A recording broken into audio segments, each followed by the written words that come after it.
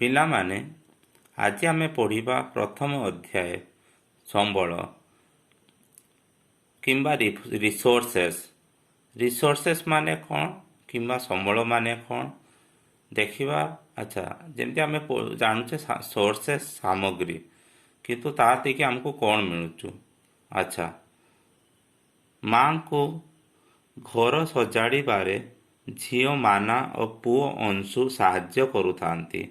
ମାନା ଅଂଶୁକୁ କହିଲା, ଦେଖ, ଲୁଗାପଟା, ବାସନ କୁସନ, ଧାନ ଚାଉଳ, ପାନିଆ, ଚେୟାର, ଟେବୁଲ, ବହିପତ୍ର ଆଦି ସବୁଯାକ ଜିନିଷ ଆମର କିଛି ନା କିଛି ବ୍ୟବହାରରେ ଲାଗୁଛି। ଏଥିପାଇଁ ଏଗୁଡ଼ିକ ଗୁରୁତ୍ୱପୂର୍ଣ୍ଣ। ମା କହିଲେ, ଏଗୁଡ଼ିକ ହିଁ ସମ୍ବଳ। ମା, ସମ୍ବଳ କ'ଣ? ଅଂଶୁ ପଚାରିଲା। ବିଭିନ୍ନ ଆବଶ୍ୟକତା ପୂରଣ ପାଇଁ ଆମେ ବ୍ୟବହାର କରୁଥିବା ପଦାର୍ଥ ଗୁଡ଼ିକ ହିଁ ସମ୍ବଳ। ମା ଉତ୍ତର ଦେଲେ, ତୁ ତ ଚାରିଆଡ଼କୁ ଲକ୍ଷ୍ୟ କଲେ ବିଭିନ୍ନ ପ୍ରକାର ସମ୍ବଳ ସମ୍ବନ୍ଧରେ ଜାଣିପାରିବୁ। ଶୋଷ ମେଣ୍ଟାଇବା ପାଇଁ ପିଉଥିବା ଜଳ, ଘରକୁ ଆଲୋକିତ କରିବା ପାଇଁ ବ୍ୟବହୃତ ବିଦ୍ୟୁତ ଶକ୍ତି, ତୁ ସ୍କୁଲକୁ ଯିବା ପାଇଁ ଚଢ଼ୁଥିବା ସାଇକେଲ, ଜ୍ଞାନ ଆହରଣ ପାଇଁ ପଢ଼ୁଥିବା ପୁସ୍ତକ ଆଦି ସବୁଯାକ ହିଁ ସମ୍ବଳ। ଆଜି ତୁମ ପାଇଁ ମୁଁ ଘରେ ସ୍ୱାଦିଷ୍ଟ ଘାଣ୍ଟ ତରକାରୀ କରିଛି। ଏଥିରେ ପଡ଼ିଥିବା ସବୁଜ ପନିପରିବା ମଧ୍ୟ ସମ୍ବଳ ଅଟେ। ପାଣି, ବିଦ୍ୟୁତ ଶକ୍ତି, ସାଇକେଲ, ପନିପରିବା ଓ ପାଠ ବହି ମଧ୍ୟରେ ଏକ ପ୍ରକାର ସମାନତା ରହିଛି। ଏଗୁଡ଼ିକୁ ତୁମେ ବ୍ୟବହାରରେ ଲଗାଇଛ, ସେଥିପାଇଁ ଏଗୁଡ଼ିକର ଉପଯୋଗିତା ରହିଛି।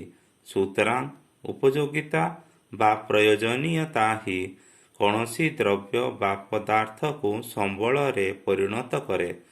ତେବେ କୌଣସି ପଦାର୍ଥ ସମ୍ବଳରେ କିପରି ପରିଣତ ହୁଏ, ଅଂଶୁ ଜାଣିବାକୁ ଚାହିଁଲା। ଆଚ୍ଛା, ଦେଖ, ଉପରେ ଅଛି କୌଣସି ପଦାର୍ଥକୁ ଉପଯୋଗିତା ବା ପ୍ରୟୋଜନୀୟତା ହିଁ ସମ୍ବଳରେ ପରିଣତ କରେ। ଉପଯୋଗିତା ସେଟା ବ୍ୟବହାରରେ ଲାଗିପାରିବ। ପ୍ରୟୋଜନୀୟତା ତାର କୌଣସି କାମ ପ୍ରତି ଗୋଟେ ଲକ୍ଷ୍ୟ ଥିବ କି ଏଇ କାମ ପାଇଁ ଏଇଟା ଲାଗିବ। ଆଚ୍ଛା, ଅଂଶୁ ଜାଣିବାକୁ ଚାହିଁଲା। ମା କହିଲେ, ପିଲାମାନେ ଜାଣିଥାଅ, କୌଣସି ପଦାର୍ଥ ସେତେବେଳେ ସମ୍ବଳରେ ପରିଣତ ହୁଏ ଯେତେବେଳେ ଏହାର କିଛି ମୂଲ୍ୟ ଥାଏ। ପଦାର୍ଥର ବ୍ୟବହାର ବା ଉପଯୋଗିତା ହିଁ ଏହାକୁ ମୂଲ୍ୟ ଦେଇଥାଏ। ପ୍ରତ୍ୟେକ ସମ୍ବଳର କିଛି ନା କିଛି ମୂଲ୍ୟ ଥାଏ। ମା କହିଲେ, ଦେଖ, ତୁମ ପାଇଁ କାମ ଦିଆହେଇଛି। ଘରେ ଓ ସ୍କୁଲରେ ବ୍ୟବହାର କରୁଥିବା 5ଗୋଟି ଲେଖାଏଁ ସମ୍ବଳର ତାଲିକା ପ୍ରସ୍ତୁତ କର। ଏଇଟା ପିଲାମାନେ ପରେ କରିବ। କିଛି ପଦାର୍ଥର ଆର୍ଥିକ ମୂଲ୍ୟ ରହିଛି, ଅନ୍ୟ କିଛି ପଦାର୍ଥର ଆର୍ଥିକ ମୂଲ୍ୟ ନଥାଏ।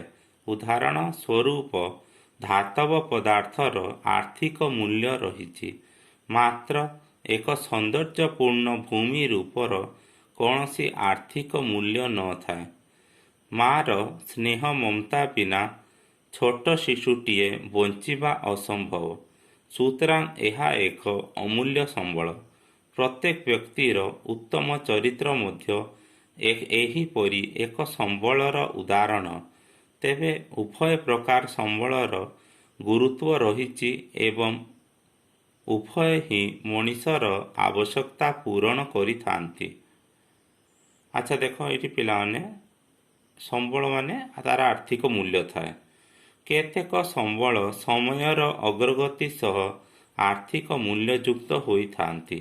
ଉଦାହରଣ ସ୍ୱରୂପ, ଜେଜେମାଙ୍କ ଜଡ଼ିବୁଟି ଔଷଧର ଏବେ କୌଣସି ବଜାର ମୂଲ୍ୟ ନାହିଁ। ତେବେ ଏଗୁଡ଼ିକ ଯଦି ପ୍ୟାଟେଣ୍ଟ ଯୁକ୍ତ ହୁଏ ଏବଂ କୌଣସି ମେଡ଼ିକାଲ ଫାର୍ମ ଦ୍ୱାରା ବିକ୍ରି କରାଯାଏ, ତାହେଲେ ଏଗୁଡ଼ିକ ଆର୍ଥିକ ମୂଲ୍ୟଯୁକ୍ତ ହେବେ। ସମୟ ଓ ପ୍ରଯୁକ୍ତି। ଆଚ୍ଛା, ପ୍ୟାଟେଣ୍ଟ ଦେଖ, କୌଣସି ପରିକଳ୍ପନା ବା ଉଦ୍ଭାବନ ଉପରେ ପୂର୍ଣ୍ଣ ଅଧିକାର ଆଣିବାକୁ ପ୍ୟାଟେଣ୍ଟ କୁହାଯାଏ। ମାନେ ଧର ଗୋଟେ ଜିନିଷ ଏଇ ତିଆରି କରିପାରିବ, ଫିଲିପ୍ସ ବଲ୍ବ, କିଏ ଗୋଟେ ଫିଲିପ୍ସ କମ୍ପାନୀ ତିଆରି କରିପାରିବ। ଆଚ୍ଛା, ଗୋଟେ ମେଡ଼ିସିନ୍ର ଫର୍ମୁଲା ଅଛି, ସେ ମେଡ଼ିସିନ୍ଟା ଗୋଟେ କମ୍ପାନୀ ତାପରେ ପ୍ୟାଟେଣ୍ଟ ନେଇଛି, ସେଇ କରିପାରିବ ଏଇ ରଙ୍ଗ। ସମୟ ଓ ପ୍ରଯୁକ୍ତି ବିଦ୍ୟା କୌଣସି ଦ୍ରବ୍ୟକୁ ସମ୍ବଳରେ ପରିଣତ କରିପାରେ। ଏହି ଦୁଇଟି ଯାକ ମଣିଷର ଆବଶ୍ୟକତା ସହ ସମ୍ପର୍କିତ। ଲୋକମାନେ ନିଜେ ହିଁ ସବୁଠାରୁ ଗୁରୁତ୍ୱପୂର୍ଣ୍ଣ ସମ୍ବଳ, କାରଣ ସେମାନଙ୍କର ପରିକଳ୍ପନା, ଜ୍ଞାନ, ଆବିଷ୍କାର ଓ ଉଦ୍ଭାବନ ହିଁ ନୂତନ ସମ୍ବଳ ସୃଷ୍ଟିରେ ସହାୟକ ହୋଇଥାଏ। ପ୍ରତ୍ୟେକ ଆବିଷ୍କାର ଓ ଉଦ୍ଭାବନ ଅନେକର କାରଣ ହୋଇଥାଏ। ଉଦାହରଣ ସ୍ୱରୂପ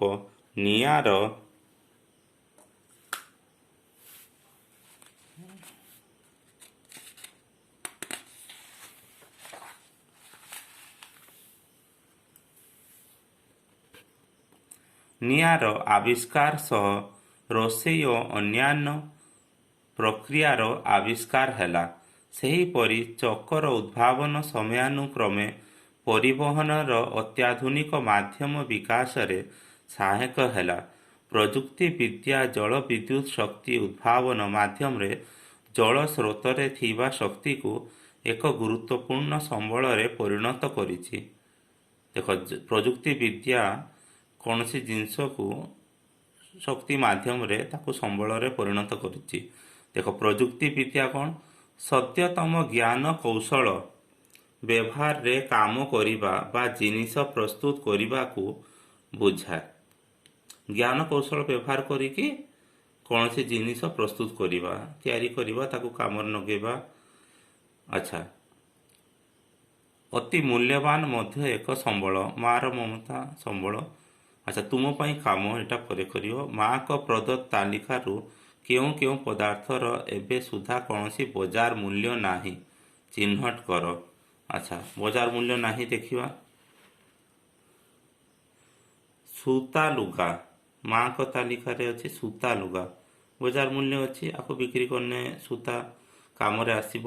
ଲୁହା ପଥର, ଏଥିରୁ ଲୁହା ବାହାରେ। ମେଧା ଶକ୍ତି, କାହାର ଜ୍ଞାନ କୌଶଳ ଅଛି, ଯାକ ପ୍ରଯୁକ୍ତି ବିଦ୍ୟା, କି ଜଣେ ଡାକ୍ତରୀ ପାଠ ଜାଣିଛି, ସିଏ ସେଥର ଆର୍ଥିକ ତାର ସମ୍ବଳ, ତାର ସିଏ ଅର୍ଥ ଉପାର୍ଜନ କରିପାରିବ। ଆମେ କ'ଣ ଜାଣିଛେ? ପ୍ରয়োଜନୀୟତା, ଉପଯୋଗିତା, ଆର୍ଥିକ ମୂଲ୍ୟ ଆଉ ପ୍ରଯୁକ୍ତି ବିଦ୍ୟା। ଔଷଧୀୟ ବୃକ୍ଷ, ଔଷଧୀୟ ବୃକ୍ଷରୁ ଔଷଧ ମିଳିପାରିବ। ଚିକିତ୍ସା ଜ୍ଞାନ, ଚିକିତ୍ସା ଜ୍ଞାନରୁ ଚିକିତ୍ସା କରିପାରିବ। ଗଚ୍ଛିତ କୋଇଲା, ଗଚ୍ଛିତ କୋଇଲା ଅଛି, ତାକୁ ବିକ୍ରି କରିକି ତାକୁ ଫ୍ୟାକ୍ଟ୍ରି କାହାକୁ, କାରଖାନା କାହାକୁ ପଠେଇକି ଅର୍ଥ ଉପାର୍ଜନ କରିହେବ। ସୁନ୍ଦର ପ୍ରାକୃତିକ ଶୋଭା, ସୁନ୍ଦର ଦେଖତେ ଭଲ ଲାଗୁଛୁ, କିନ୍ତୁ ଏଥିର କିଛି ଅର୍ଥ ଉପାର୍ଜନ କରିହେବନି। କୃଷି ଭୂମି, କୃଷି ଭୂମି ଏଥିରେ କୃଷି କରିହେବ, ତାର ଅର୍ଥ ସମ୍ବଳ ଅଛି। ନିର୍ମଳ ପରିବେଶ, ସ୍ୱଚ୍ଛ ପରିବେଶ ଅଛି, ସ୍ୱଚ୍ଛ ପରିବେଶ, ହଁ ଠିକ୍ ଅଛି, ସେଥିରେ କିଛି ଅର୍ଥ ଉପାର୍ଜନ କରିବାର ନାହିଁ। ପୁରାତନ ଲୋକମତ, ପୁରାତନ ଲୋକମତ ଆଗରୁ ଯାହା ଚାଲି ଆସିଛି, କିନ୍ତୁ ସେହି ଲୋକମତରେ ତ କିଛି ଅର୍ଥ ଉପାର୍ଜନ କରିହେବନି। ସ୍ୱାସ୍ଥ୍ୟକର ଜଳବାୟୁ, ସ୍ୱାସ୍ଥ୍ୟକର ଜଳବାୟୁ, ଯେଉଁ ଜଳବାୟୁଟା ଦେହ ପାଇଁ ଭଲ, ସେଥିରେ ଯେ ଅର୍ଥ ଉପାର୍ଜନ କରିହେବନି। ହଁ, ସ୍ୱାସ୍ଥ୍ୟକର ଅଛି, ହଁ। ଉତ୍ତମ କଣ୍ଠସ୍ୱର, କାହାର ଭଲ କଣ୍ଠସ୍ୱର, କିନ୍ତୁ ସିଏ ଗାଇକି ଅର୍ଥ ଉପାର୍ଜନ କରିପାରିବ, ସେଇଟା କୌଣସି ପ୍ରୟୋଜନ ଲାଗିପାରିବ, ତାର ଉପଯୋଗିତା ଅଛି। ଜେଜେ ମା'ଙ୍କ ଜଡ଼ିବୁଟି, ତାର ଉପଯୋଗିତା ଅଛି, ଯଦି ତାଙ୍କୁ ବଜାରରେ ବିକ୍ରି କରାଗଲା କି କିଛି ଅର୍ଥ ଉପାର୍ଜନ କରିହେବ। ପରିବାର ଲୋକଙ୍କ ସ୍ନେହ ଶ୍ରଦ୍ଧା, ସେଇଟା ତା ଜାଗାରେ ସ୍ନେହ ଶ୍ରଦ୍ଧା କରୁଛନ୍ତି। ଆଚ୍ଛା ପିଲାମାନେ, ଆଜି ଆମେ ପଢ଼ିଲେ ସମ୍ବଳର କ'ଣ, ସମ୍ବଳ କ'ଣ, ଆଉ ସେଥିରେ ଆମେ ଜାଣିଲେ କି ଅର୍ଥ ଉପାର୍ଜନ କରିହେବ ଯେଉଁଥିରେ ପ୍ରଯୁକ୍ତି ବିଦ୍ୟା ଦେଇକି, ଆଉ ତାର ପ୍ରୟୋଜନୀୟତା ଥାଏ, ଆଉ ତାର ଉପଯୋଗିତା ଥାଏ। ଏହା ସହିତ ଆଜି ସମ୍ବଳର ପଢ଼ା ଏଇଠି ରହିଲା।